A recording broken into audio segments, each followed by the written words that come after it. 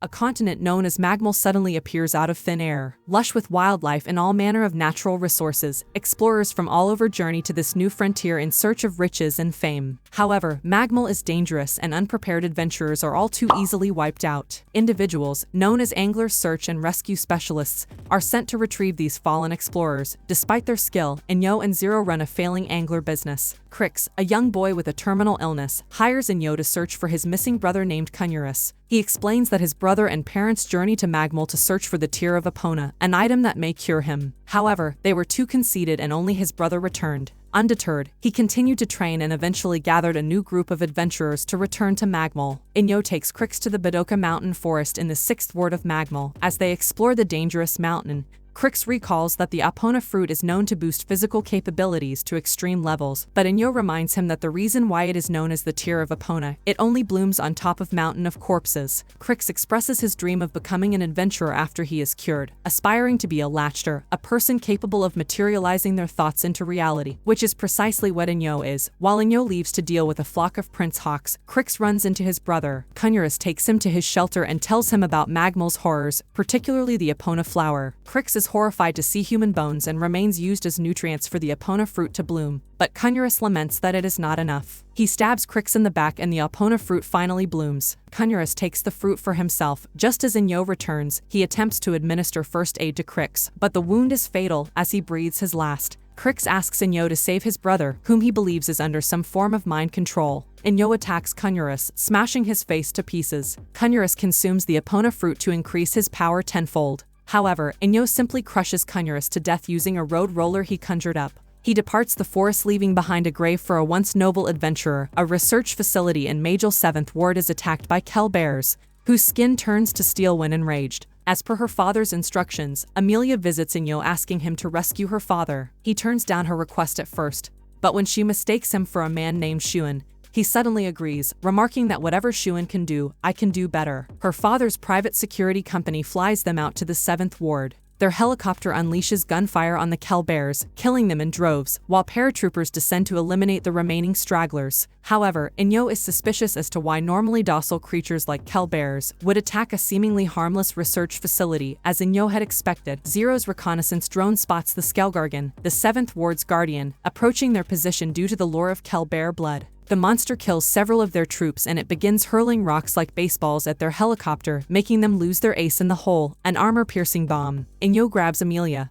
and they leap out of the helicopter, and with her help they reactivate the bomb's warhead. He then sends out an ultimatum to the research facility: release the children or he will nuke them. Amelia's father mistakes him for Shuan and complies with his demand. Satisfied, Inyou and Amelia fire the warhead on Skelgargan, killing it. The juvenile Kell bears are released from captivity, and they mourn upon seeing their dead parents and relatives. The Kairokasai company admits they were using Kell bear's blood to manufacture steel for industrial use, a revelation that leaves a bad taste in Inyou's mouth. A few days later, Amelia's father pulls out of Magmel entirely, while the man responsible for advocating the capture of the Kell bears is put in the hospital. Inyou and Zero witness a man pay 1 billion-esque for a 7-colored dove, famed for its beautiful plumes and its ability to neutralize any form of poison. The man named Jason suddenly shows up on their front door, bringing with him the bird. Jason requests that Inyou has located his friends, Stua and Stein, whom he met his fellow immigrants in the 45th ward. He explains that 30 years ago, he foolishly suggested that they gather poisonous animals across the area to determine which had the strongest poison. Tragically, his friends were poisoned,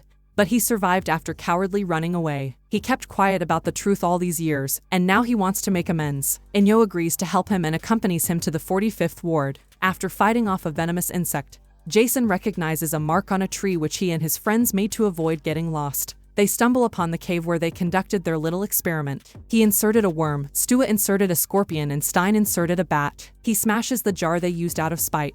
But suddenly, Stua and Stein appear, having fused with their respective animals. The two initially fight out of instinct, but they grow to recognize who Jason is. He excitedly wants to use the dove to cure them, but Inyou says that restoring them to their original selves is impossible without killing them, since they now depend on the monster blood to survive. Stua and Stein walk them back to the marked tree and bid each other farewell. Jason chooses not to use the dove and releases it, remarking that is enough that his friends are still alive. Later, Jason announces in a press conference he plans to set up a foundation to help aid those who lost loved ones in Magmell. He oddly chooses a pudding factory to raise funds, as suggested by Zero. Inyou and Zero witness a speech by Belina, a purported miracle worker who has journeyed to and returned from Magmell staggering 8 times. As she announces her 9th trip, Inyou remarks that she is no miracle worker, but a Bloody Maria. Zero curiously spies on Belina, but she is unnerved when she is discovered. Inyou sees another article about Belina and recalls that a decade prior, his mentor, Shuan, rescued her from a wild beast. One night Inyou snuck out late to meet with her, but he instead sees something that makes his stomach turn. The next day, Belina is reported missing and several citizens request Inyou to rescue her. He refuses, quoting that Belina is no saint, but a devil. Zero thinks that Belina is a good person, so she convinces Inyou to try looking for her anyway. That evening, they travel to Magmell to find Belina being cornered by a wild beast. Inyou confronts the same monster that tried attacking Belina a decade earlier. And out of all the things a wild animal can do, it fires lasers. After killing the beast, he and Zero stumble upon Belina, who is gruesomely harvesting the organs of dead monsters. She had been luring believers into defending her with their lives without any concern for their safety. She then harvests monster organs to sell on the black market to help pay for her orphanage. They are surrounded by several more beasts, and Belina runs off on her own. Inyou wants to go after her, but Zero, disillusioned with her hero figure, tells him to leave. The next day, Belina is declared dead, but her cult-like fanatics declare she has ascended into godhood. Meanwhile, Zero leaves behind a stuffed animal for one of the orphans. Zero later tells Inyou that she has difficulty discerning what is good and evil, and he replies that such notions were invented by humans to begin with. They buy a snack from a nearby stall, where Inyou pays without asking for change. Dendon, a shopkeeper, is trapped in a hole, about to be eaten by a giant turtle monster as he screams for his life. He wonders how he got into this position in the first place. A few days earlier, Inyou and Zero dropped by his shop, posing his father and daughter. For the past few years, Inyou has been using a variety of tricks and scams to get unreasonable discounts from Dendon's shop. This includes stepping on poop, using play money, and feigning item defects. But Dendon has had enough, and today he ensured that there is no way Inyou can scam him. To his shock, Inyou insists on paying his 60,000-esque bill through his credit card. Dendon wonders if he was just being overly cautious, but his shop sign suddenly falls on Zero's head. The pair then feign a grievous injury, forcing Dendon to give them a discount. He realizes too late that he was tricked, so he decides to travel to Magmell to strike it rich. Dendon rides his 3-wheel motorbike, but Inyou and Zero stow away on the back. They begin making fun of Dendon's vehicle and his belly, provoking him into going as fast as possible. So fast, in fact, that he ends up crashing into a truck and falling into the cliffs below. With his motorbike gone, he spends all his savings and takes out a 30-year loan to purchase a small boat with which he intends to sail to Magmell. However, Inyou demonstrates his lacked powers by recreating a grenade he purchased from Dendon's shop, and it ends up exploding and sinking his boat. At his wit's end, Dendon attempts to fly via glider to Magmell, but he realizes too late that he has no idea where it is. Inyou gives him a helping hand by propelling his glider forward, causing him to crash into a hog truck bound for Magmell. Back to the present, Dendon is still stuck in a hole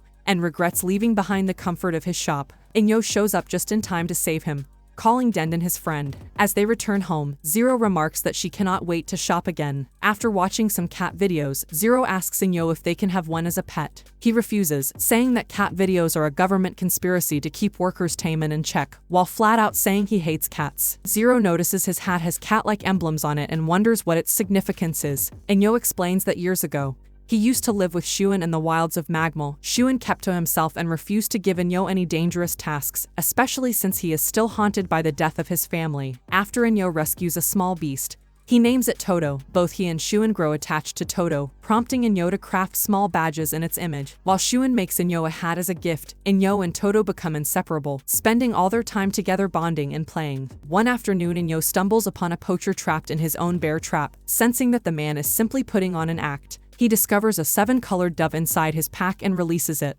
However, when Toto licks some of the poacher's blood, it suddenly transforms into a monstrous behemoth. Shuan arrives to tell Inyou that Toto's kind transform into monsters upon consuming blood. He creates a sword to kill Toto, but Inyou insists on doing it himself. Toto is incredibly powerful, but it hesitates to attack Inyou upon seeing its old collar on the ground, giving Inyou an opening to kill it. The incident is a harrowing reminder to Inyou that Magmell is not a kind place, and it has left an indelible mark on who he is now. A girl then bursts into their office, crying that her pet Luca is missing. Inyou smiles and offers to help her to find it. Thank you guys for continuing this journey with me, but it doesn't end there. Suggest us which anime summary would you like to watch next. Also, if you're a fellow man of culture, make sure to like and subscribe. Until next time, peace.